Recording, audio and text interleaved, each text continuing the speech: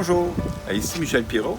Alors, en cette semaine des rencontres culturelles interquébécoises, le thème, c'est notre Québec en commun. Moi, dans ça, j'entends trois choses. Je sépare ça en trois parties. Notre Québec en commun. Notre, ça veut dire prendre possession, c'est s'approprier. Québec, ben, c'est le nom d'un territoire, c'est le nom aussi d'une province ou d'un pays. Et en passant, ben, c'est un mot amérindien qui veut dire là où le fleuve se rétrécit. Et en commun, ça veut dire la communauté, ça veut dire le partage et puis des rencontres. Alors, je vous lance trois questions. La première, c'est quoi pour vous le Québec? Dans votre vie personnelle, dans votre expérience, votre cheminement, aussi varié soit-il, né ici, né ailleurs, aussi loin que vous pouvez vous en rappeler, c'est quoi le Québec pour vous? Deuxième question. Comment ce Québec est-il un lieu de rencontre entre toutes ces réalités? Singulier, pluriel. Et, enfin, comment faites-vous partie du nous des Québécois? Comment vous appropriez-vous le Québec? Alors, j'attends vos réponses et à la fin de la semaine.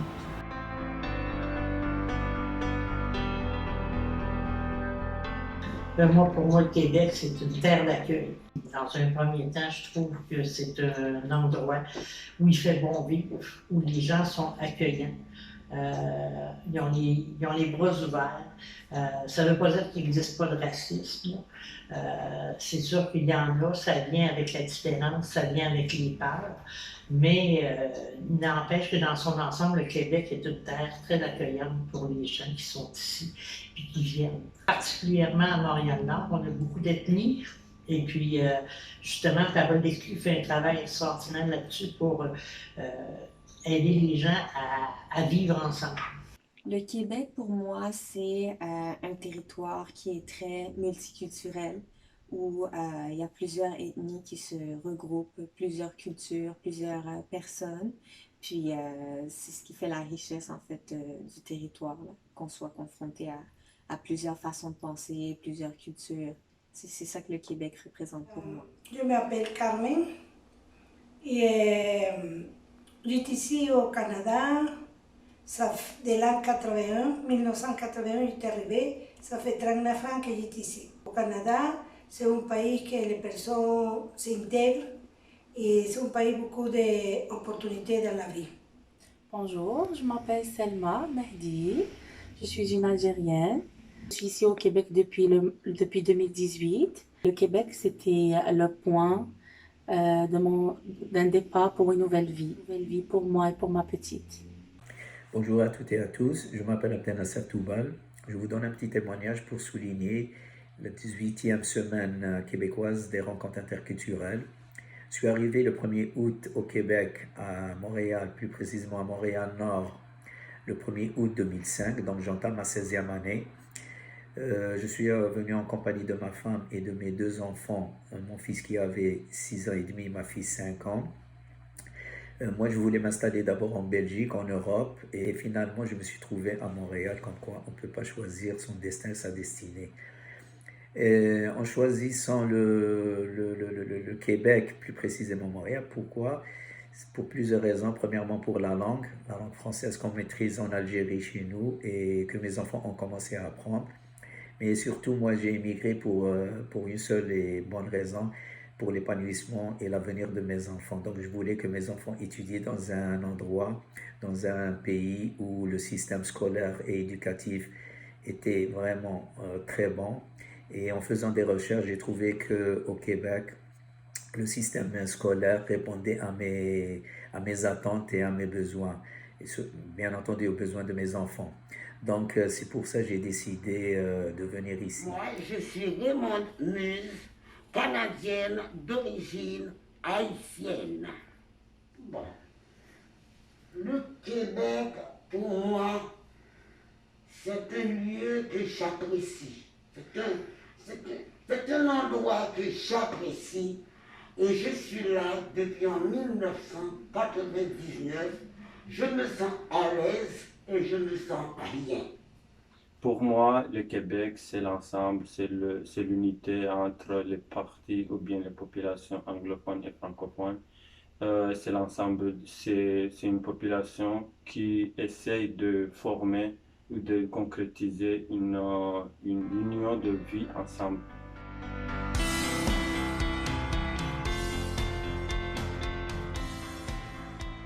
Bon, le Québec est un lieu de rencontre pour moi, c'est parce que j'ai participé avec beaucoup de gens et beaucoup d'établissements et de milieux interculturels. Et nous faisons de la peinture, j'ai donné beaucoup de poèmes, des devinettes, des choses interculturelles. D'après moi, le Québec, c'est un lieu de rencontre premièrement parce que c'est un territoire qui est très ouvert aux personnes qui viennent d'autres pays, très ouvert à l'immigration, puis à l'immigration et à l'intégration aussi des immigrants une fois qu'ils sont au Québec. Il y a plein de programmes qui favorisent l'intégration des immigrants, que ce soit au niveau de l'emploi, au niveau social, puis à plein d'autres niveaux. Donc oui, c'est pas un territoire qui est fermé, contrairement à d'autres pays, c'est vraiment ouvert, donc c'est pour ça que c'est un lieu de rencontre. Moi, je faisais des nouvelles rencontres dans les centres communautaires, pendant les activités interculturelles, familiales, dans les sorties, dans les campiques, des camps d'hiver ou des camps d'été, sur les réseaux sociaux aussi. Faire partie du Québec, c'est apporter ce qu'on peut, c'est participer dans les rencontres, c'est participer dans les activités de chaque arrondissement. Comme pour moi, je participe dans les activités de bénévolat, je suis membre de l'itinéraire pour tous et je participe en tant que bénévolat dans le CAB. Et pour moi, chacun peut apporter ce qu'il peut pour essayer de former ou de former la population qu'on aimerait avoir.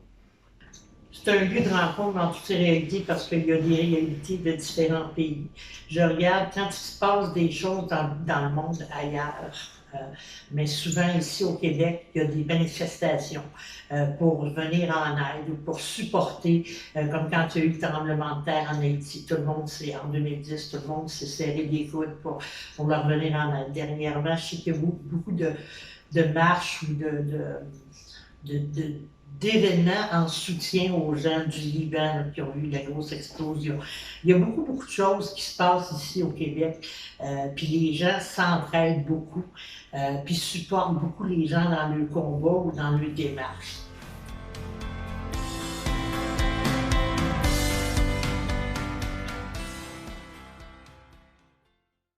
Je fais partie du Nous québécois en posant des actions concrètes pour m'impliquer dans tout ce qui touche l'immigration puis l'intégration. J'ai récemment participé au projet Pas à pas vers l'immigration, vers l'intégration plutôt, Pas à pas vers l'intégration du Centre Action bénévole de Montréal-Nord. Puis c'est une façon pour moi de participer à ma manière à ce mouvement-là, l'intégration des immigrants. Puis, je fais partie du Nous québécois aussi par le biais de mes études. Je fais des études en immigration et relations interethniques. Donc, ça me permet vraiment d'étudier tous les enjeux qui touchent l'immigration puis l'intégration. Parce que je pense qu'on on peut pas combattre un problème sans faire l'étude puis comprendre vraiment c'est quoi les enjeux puis la source des enjeux. Donc, c'est comme ça que je participe. J'essaye toujours de connaître mieux la culture, les coutumes, les traditions. Je reste toujours dans dans les espaces de bénévolat. Je reste toujours sociable. Je continue de rester tout le temps sociable, de connaître encore plus de personnes, de croiser de nouvelles personnes. Euh, c'est vrai que le Québec est vaste. Il y a des fois, on croise une personne d'une région, elle est différente d'une autre personne d'une autre région du Québec. Du coup, j'apprends une nouvelle chose d'une nouvelle personne. moyen de s'intégrer, c'est en faisant du bénévolat. Donc j'encourage beaucoup les nouveaux arrivants, s'ils veulent s'intégrer, s'ils veulent apprendre rapidement comment vivre ici et partager le savoir-vivre de toute cette société, c'est en faisant du bénévolat. S'intégrer, c'est très facile, mais il faut faire partie de la société. Il ne faut pas être en marge, il ne faut pas être comme les ghettos, faire des ghettos. Il faut participer. Et je pense que ça, c'est une richesse pour le Québec et je suis très fier de faire partie de cette société ainsi que mes enfants.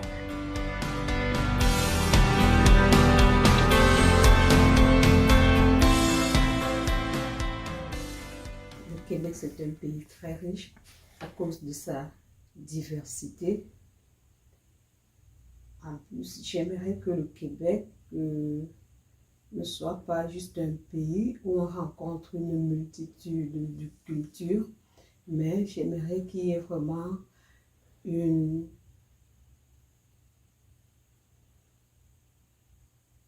J'aimerais pas que le Québec soit seulement un pays multiculturel, mais que ce soit un pays interculturel où chacun trouve dans la culture de l'autre ce dont il a besoin pour aider ce pays à rester le pays de rêve pour la plupart des familles qui aimeraient venir s'installer ici.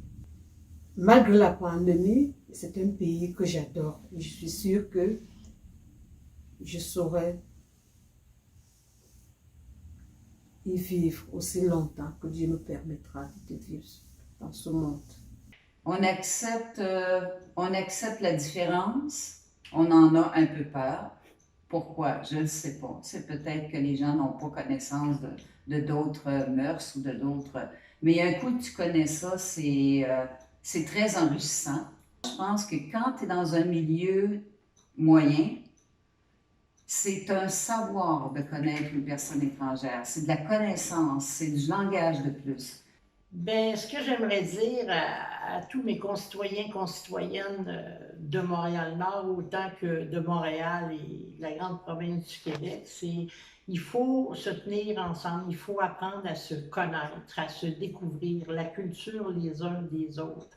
L'important, c'est de se tenir ensemble, puis de faire, d'avancer main dans la main dans une même direction. Bonjour, je suis Nadine Amadé. Je suis arrivée au Québec en 2018. Je tiens à souligner notre attachement au Québec. C'est le point commun qui unit la société québécoise de toute origine. La contribution de chacun au développement de la société québécoise diversifiée favorise le dialogue et le rapprochement interculturel, ce qui permet au Québec de grandir. Le message que j'aimerais donner, c'est que l'interculturalisme, c'est quelque chose c'est une richesse en fait. Il ne faut pas prendre ça comme une barrière ou comme une menace, mais c'est vraiment une richesse de pouvoir être au milieu de plusieurs cultures, de pouvoir connaître plusieurs aspects de chaque culture, puis de prendre ce qu'on veut dans chaque culture. C'est vraiment une richesse, puis on est chanceux de pouvoir être au milieu de ça.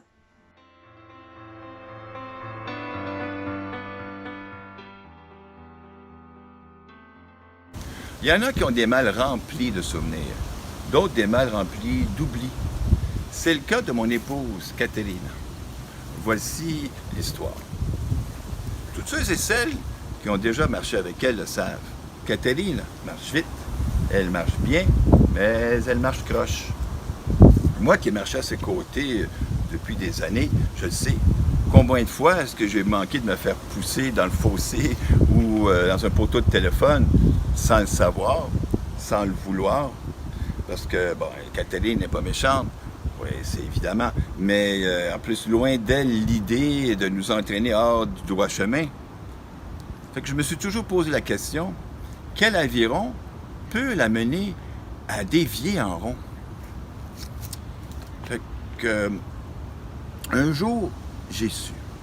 J'étais en train de virer la terre de mon jardin quand, tout à coup, j'ai aperçu à mes pieds, au bout de ma pelle, un objet, un drôle d'objet du genre de ceux qu'on ne trouve pas d'habitude en virant la terre de son jardin.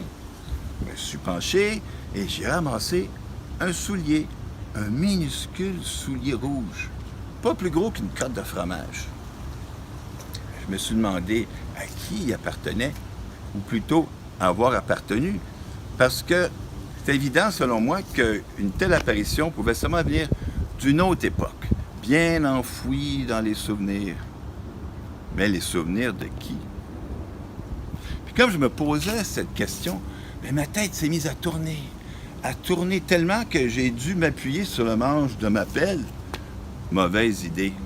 Elle a basculé, pouf, tout d'un coup, dans le plus vide des vides, le trou de l'oubli. C'était pas n'importe quel oubli. Il appartenait en effet à quelqu'un. Parce que dans l'espèce d'ombre, derrière l'ombre qui m'entourait, il y avait une petite lueur bleue, une petite lumière bleue qui se dessinait. C'était la porte de sa maison. J'ai fait un pas dans sa direction. Tout à coup, toutes les flèches et puis toutes les lances de la jungle amazonienne se sont pointées sous mon nez avec un message très clair. Propriété privée, défense de passé. En ce temps-là, il y a longtemps, j'étais pas gêné. J'ai répliqué, je veux rencontrer celle qui habite ici. On m'a répondu poliment, dépose le soulier par terre avant.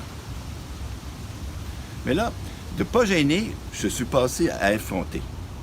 J'ai lancé le petit soulier comme on balance une boule de papier dans la corbeille, mais juste à côté, par exprès.